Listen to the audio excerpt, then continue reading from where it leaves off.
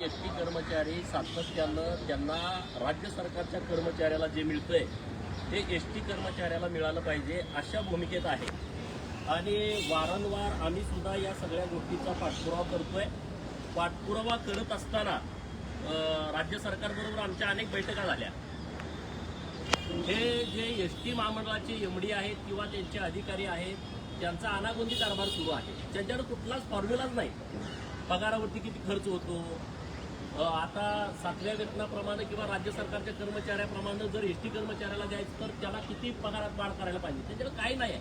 त्यांना फक्त रडायचं नुसतं. एसटी महामंडळ तोट्यात आहे, एसटी महामंडळ तोट्यात आहे, एसटी महामंडळ तोट्यात आहे. माननीय मुख्यमंत्री महोदयांना आम्ही भेटलो. माननीय उदय सामंत साहेबांच्या बरोबर आमच्या 2-3 मिटिंगा झाल्या आणि त्यामध्ये आम्ही फॉर्म्युला दिलाय आहे राज्य सरकारला की एसटी कर्मचाऱ्यांच्या बरोबर तुम्ही कशा पद्धतीनं ही पगाराची वाढ केली पाहिजे. या पहिल्या बैठकीमध्ये एसटी महामंडळाचे जे एमडी आहेत कुसेकर, माधव कुसेकर, त्यांनी काय सांगितलं की एसटी महामंडळाला महिन्याला 410 कोटी रुपयाचा पगार होतो आणि म्हणून मी सगळी पगाराची लिस्ट आणलेली आहे. किती अधिकारी खोटं सरकारशी बोलतात, किती अधिकारी चुकीच्या पद्धतीने सरकारला माहिती देतात आणि सरकार त्या विषयावरती बोलत नाही. माझं सरकारला म्हणणं असं आहे की जर कुसेकर म्हणतोय 410 कोटी रुपये महिन्याला आमचा पगार जातो, मी एक डिटेल काढलं तर 347 कोटी रुपये हा मागच्या महिन्याचा पगार झालाय. त्यामध्ये 30 कोटी ओव्हरटाईम आहे. म्हणजे 30 कोटी जर वजा केलं तर 317 कोटी होतं. कुसेकर काय म्हणतोय 410 कोटी रुपये पगारावरती जातात. मला सरकारला तर दुसरी मागणीच करायची नाही. कुसेकर जे 410 कोटी रुपये म्हणतोय तेवढाच पगार आम्ही तुम्ही आमच्या एसटी कर्मचाऱ्यांचा वाढवा, म्हणजे आम्ही 7व्या वेतनाबरोबर जातोय. त्यामुळं आता सरकारकडे आमची मागणी आहे. फॉर्म्युला दिलाय आम्ही कशा पद्धतीनं गेलं पाहिजे. हे बघा, ही सगळी लिस्ट काढून दिलेली आहे. हे जे सगळे कर्मचारी आहेत, स्वच्छकला 14,410 हा पगार आहे आणि राज्य सरकारकडे चालू आहे 15,300, 890ची तफावत आहे. नंतर परिचर, इशाराकार, खलासी, सुरक्षा रक्षक, चपरासी त्यांना 15,740 हा आता त्याला पगार आहे मूळ बेसिक आणि 16,600 हे राज्य सरकारच्या कर्मचाऱ्याला आहे. तिथं 860ची तफावत. असं सगळा आराखडा त्यांच्याकडे आम्ही काढून दिलाय. राज्य सरकारनं किती मानधनामध्ये पगारामध्ये वाढ केली तर त्याचाही चार्ट आम्ही दिलाय ना. आता 50 कोटी रुपयाचा बोजा पडतोय सरकारवरती.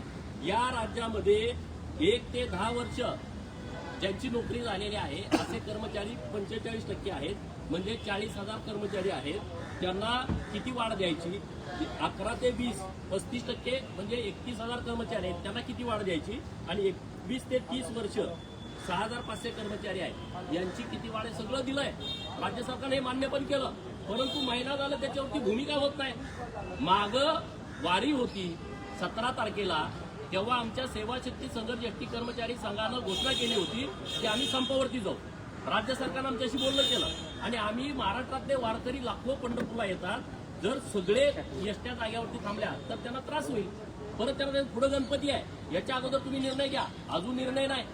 आज जे कर्मचारी उत्स्फूर्तपणे संपावरती काही टक्के गेलेले आहेत, 5% कर्मचारी आज संपावरती आहेत. पण आज रात्रीपासून महाराष्ट्रातले सगळे एसटी कर्मचारी संपावरती जातील आणि त्याला सर्वस्वी जबाबदार सरकार आहे. आम्ही दोघं सरकारमध्ये आहे आणि म्हणून आम्ही भूमिका घेत अशाचा भाग नाही. पण कर्मचाऱ्यांच्या बाजूला तुम्ही ठामपणे बोलायला पाहिजे होतं.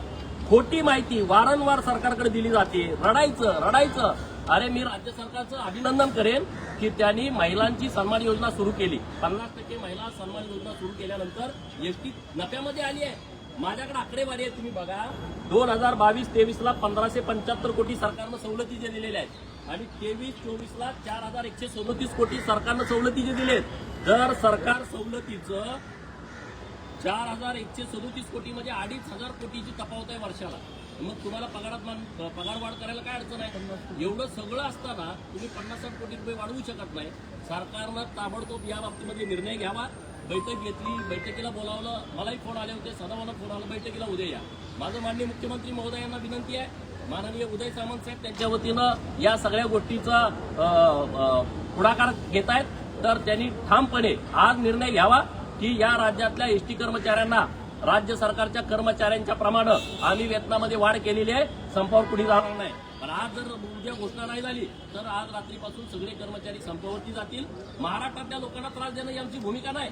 आणि पण एसटीला जर मिळत असेल, तुम्ही इकडे भ्रष्टाचार अधिकारी इतके करताय, त्याच्यावरती कुणाचं लक्ष नाही. मी पुराव्यानिशी बोलतोय. हे सगळे जे चुकीच्या पद्धतीनं त्यांनी दिलंय एसटी महामंडळाच्या एमडीनी, अरे रडायचं किती रडायचं. जेव्हा आम्ही मागे आंदोलन केलं तेव्हा पण म्हणायचे एसटीला तोटा आहे.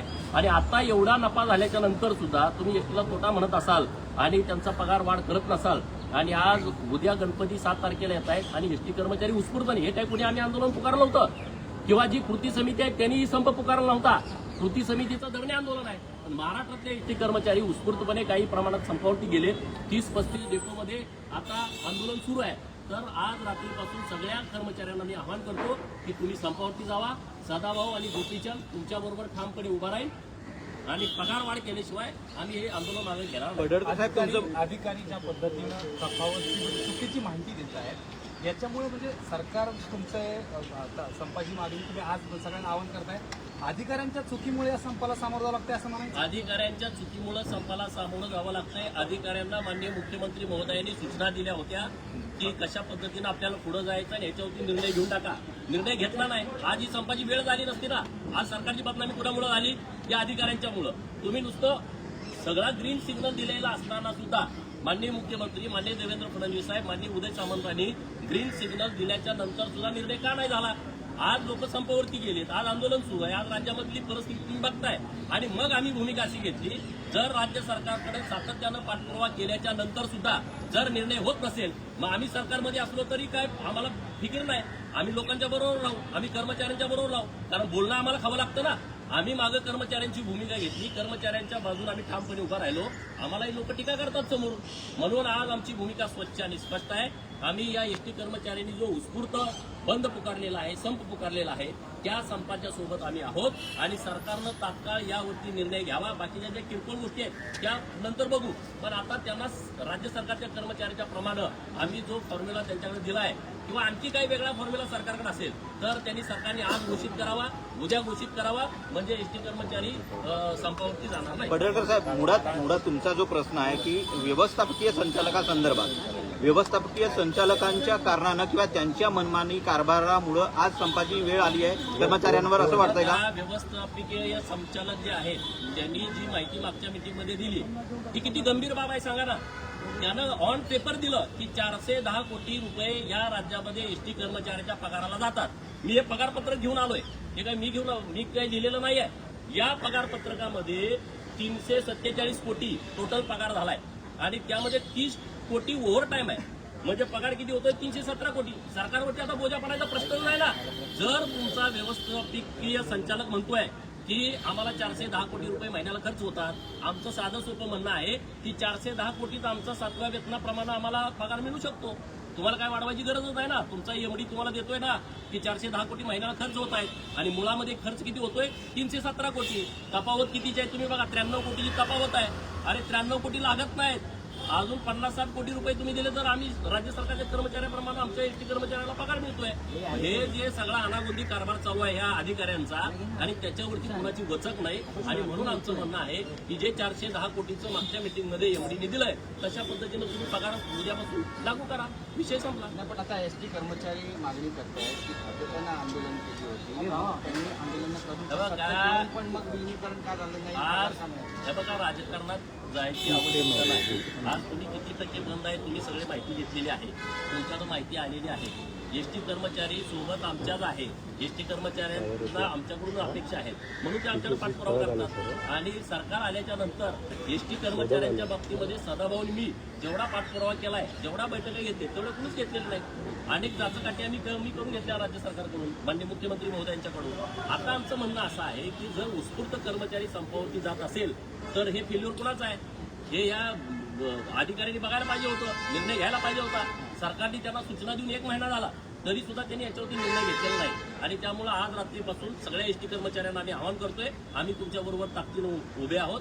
तुम्ही आजपासून चक्काजाम करून टाका. एसटीला जोपर्यंत पगारवाढ मिळत नाही आणि राज्य सरकारच्या कर्मचाऱ्या एवढं वेतन त्यांना मिळत नाही तोपर्यंत आपण संपावरती जाऊ. बरं, विलनीकरणाच्या मागणीवरती अजून एक बघा, विलिनीकरण हा विषय वेगळा. विलिनीकरण हे करता येत नाही. हा विषय एसटी कर्मचाऱ्यांच्या पूर्णपणे लक्षात आलेला आहे. जे राज्य सरकारच्या कर्मचाऱ्याला मिळतं ते एसटी कर्मचाऱ्याला मिळणं हा आता पर्याय सरकारच्या पण समोर आहे आणि आमच्या कर्मचाऱ्यांच्या पण समोर आहे. त्यामुळे विलिनीकरण हा हे महामंडळ होऊ शकत नाही. याच्याबाबत क्लिअरिटी जे कायदे आहेत त्या पद्धतीनं ते विलिनीकरण होत नाही. तर याच्याबाबत क्लिअरिटी सगळ्या कर्मचाऱ्यांच्या मध्ये आहे. Thank you sir.